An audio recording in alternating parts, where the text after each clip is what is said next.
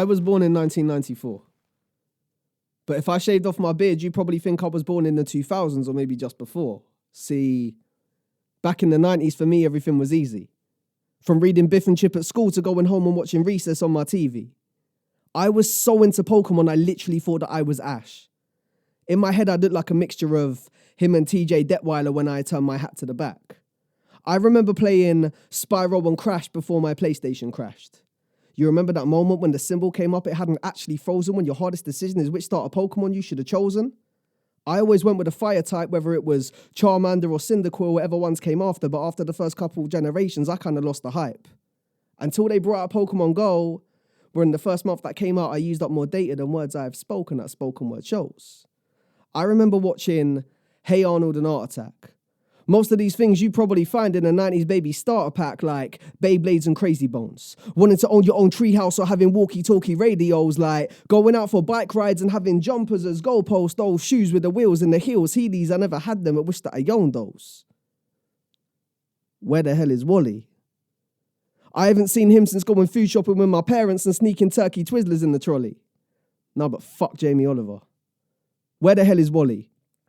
I haven't seen him since going food shopping with my parents and sneaking Sunny Delight inside the trolley, from playing Wembley doubles to headers and volleys. If I was to put on a blue hat right now, I'd literally look like the real life version of Noddy.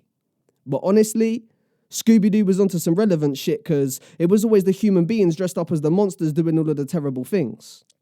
If they were to make a new episode today, I can almost definitely say Jinkies, because under the mask you find Donald Trump saying I would have gotten away with it too if it weren't for that dumb dog and those meddling kids. Bro, I ain't telling no fibs. That So Raven and Lizzie McGuire was really my shit. But more so I felt for Gordo, because that guy was in the friend zone before we even knew what that is. Sorry, knew what that was. Now, because I'm doing poetry, I got to try and be a bit more grammatically correct, unlike them when I say stuff like BRB or soz I, G2G, cause I got to go and update my top friends on Bebo.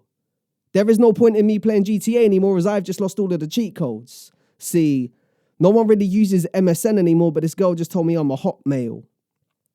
And now, because I got a different outlook on life, if she wants to come and stay, we don't have to top tail. Take me back to when I could still pay 10p for a Freddo. When the worst possible pain I could ever feel is walking around my house barefoot and accidentally treading on some Lego.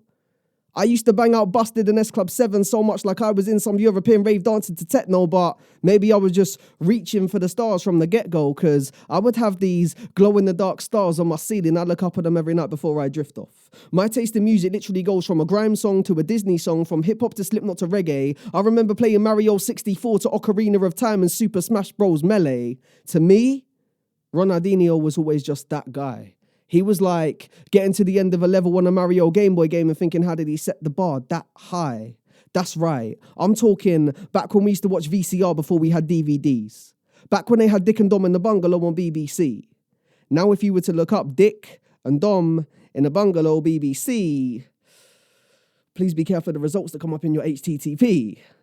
I remember buying my first CD from HMV to watching hours of DBZ up on my TV screen. Please don't scream.